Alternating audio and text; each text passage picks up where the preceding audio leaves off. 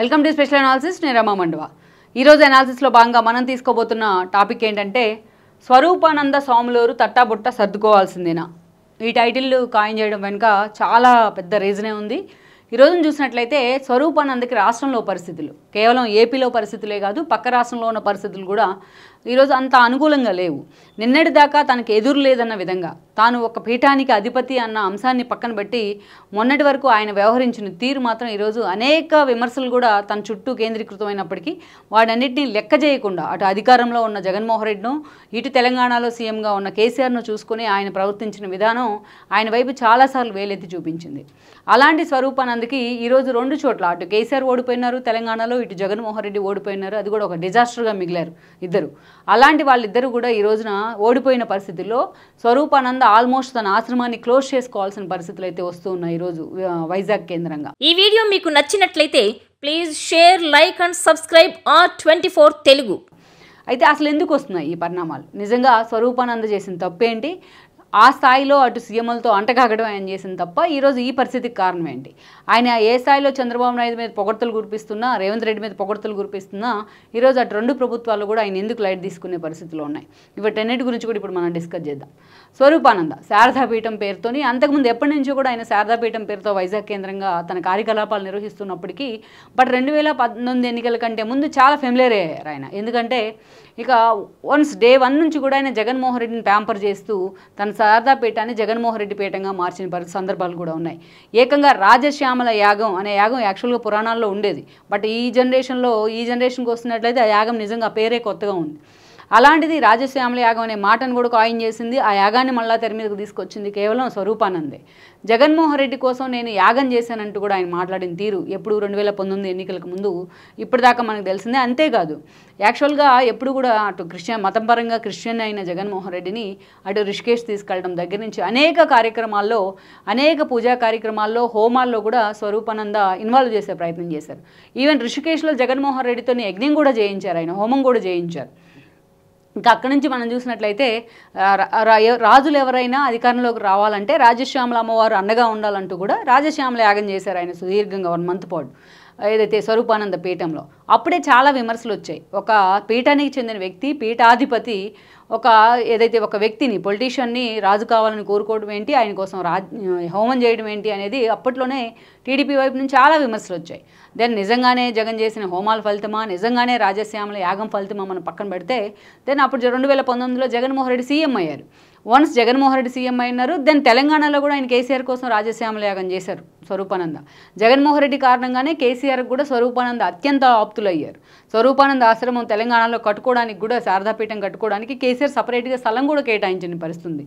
ఇక వన్స్ ఏపీలో జగన్మోహన్ రెడ్డి సీఎం, తెలంగాణలో కేసీఆర్ సీఎంగా ఉంటే స్వరూపానంద అరాచకాలకు అడ్డు లేకుండా పోయింది. ఇక ఏదైతే శారదాపీఠం కేంద్రంగా వైజాగ్లో జరిగిన అరాచకాలకు ఒక అంతే లేదని చెప్పుకోవాలి.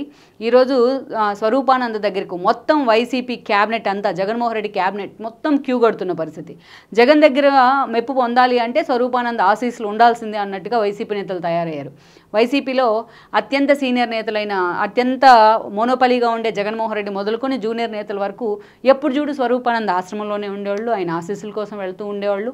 సో అనేక రకాలుగా స్వరూపానంద ఆశ్రమానికి లబ్ధి చేకూర్చేందుకు వీళ్ళు ప్రయత్నం చేస్తే జగన్మోహన్ రెడ్డి సీఎంగా పలు కాలాల పాటు ఉండేందుకు ఆయన కూడా ఆ స్థాయిలో హోమాలు, యాగాలు, పూజలు పేరుతో హడావిడి చేస్తూ వచ్చారు.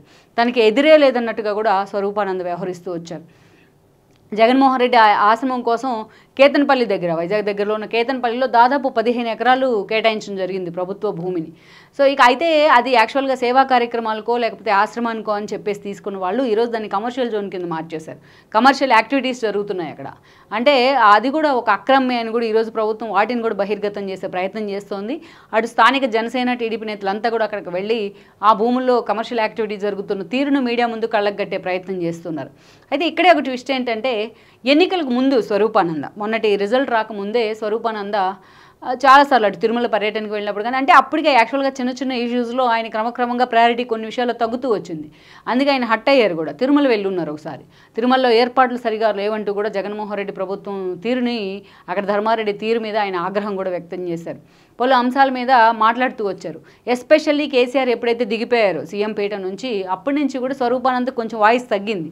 అప్పుడు చంద్రబాబు నాయుడు ఎప్పుడైతే జగన్మోహన్ రెడ్డి జైల్లో పెట్టి ఒక హ్యూజ్ రెస్పాన్స్ ఆయనకి జగన్కి వ్యతిరేకంగా రావడంతో చంద్రబాబు నాయుడు రాబోతున్నారని కూడా అన్ని ఇంటెలిజెన్స్ సర్వేలు కూడా చెప్తూ వచ్చాయి. ఈ క్రమంలోనే స్వరూపానంద పలు రకాలుగా జగన్మోహన్ రెడ్డి ప్రభుత్వ తీరును, దేవాలయాల మీద ఆధిపత్యం కానీ పలు అంశాల్లో తప్పుపడుతూ వచ్చారు. బట్ ఏ స్థాయిలో ఆయన జగన్మోహన్ రెడ్డిని వ్యతిరేకంగా మాట్లాడినా బట్ ఎవరు కూడా ఆయన ఓన్ చేసుకోవాలి, జగన్మోహన్ రెడ్డి ప్రత్యర్థులు ఎవరు కూడా.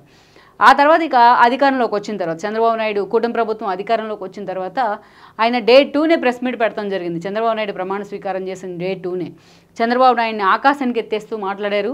గతంలో తాను జగన్మోహన్ రెడ్డిని తిడుతూ తిరుపతిలో మాట్లాడిన మాటలను కూడా చాలామంది గుర్తు చేశారు. అంతేకాదు ఈ రోజున సీఎంగా ఎవరున్నా నాకు ఒకటే, జగన్ ఏదైతే నాశనం అయిపోతున్నారని నేను ముందే చెప్పాను, బట్ జగన్మోహన్ రెడ్డి పాలన అధ్వానంగా ఉందంటూ అప్పటికప్పుడు జగన్మోహన్ రెడ్డి మీద విమర్శలు చేశారు. చంద్రబాబు నాయుడు అంటే నాకు వ్యతిరేకత లేదు అంటూ కూడా ఆయన ప్యాంపర్ చేసే ప్రయత్నం చేశారు. స్వరూపానంద్ ఆ స్థాయిలో తన మాట మార్చినా అది సోషల్ మీడియా వేదికగా ఆయన ఫుట్బాల్ ఆడుకున్నారు స్వరూపానందను. ఇక అటు టీడీపీ కానీ టీడీపీ నేతలు కానీ మిగతా ఎవరు కూడా ఆయన్ని దగ్గరికి తీసుకునే ప్రయత్నం చేయాల.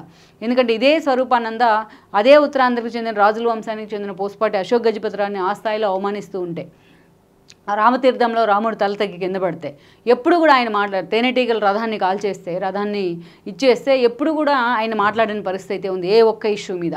కేవలం ప్రభుత్వం రాబోతుందనో, టీడీపీ ప్రభుత్వం రాబోతుందనో, లేకపోతే చంద్రబాబు నాయుడు ముఖ్యమంత్రి అయ్యారనో ఈరోజు ఆయన తన వాయిస్ మారుస్తూ ఉన్నారు. ఇక తెలంగాణలో తన స్కోప్ వెతుక్కుందాం, పూర్తిగా తెలంగాణలో ఎస్టాబ్లిష్ చేసుకుందాం తన పీఠాన్ని అనుకుంటే ఈ రోజున అక్కడ కూడా అంత సీన్ కనిపించట్లా. రేవంత్ రెడ్డి లాంటి వాళ్ళు ఈయన ఎంటర్టైన్ చేయట్లేదు.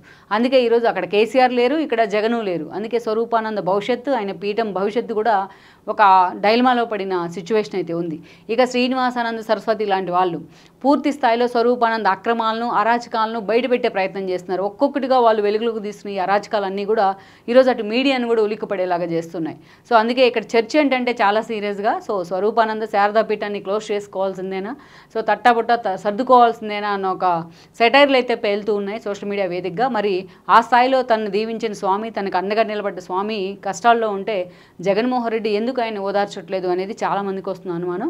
లెట్స్ సీ మరి స్వరూపానంద విషయంలో జగన్మోహన్ రెడ్డి ఏం చేయబోతున్నారనేది కూడా మనం చూడాల్సి ఉంది. ఈ వీడియో మీకు నచ్చినట్లయితే please share, like and subscribe R24 Telugu.